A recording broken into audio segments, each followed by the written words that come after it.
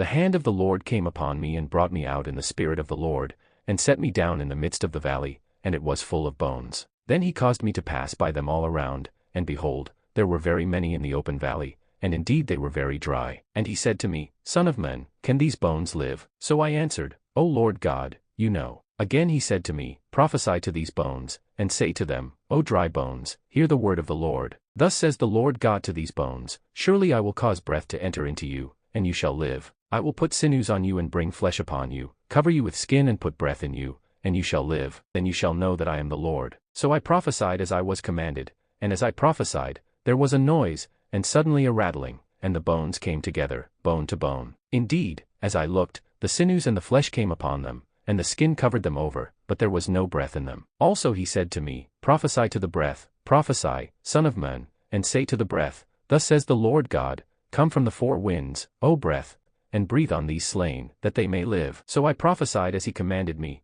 and breath came into them, and they lived, and stood upon their feet, an exceedingly great army.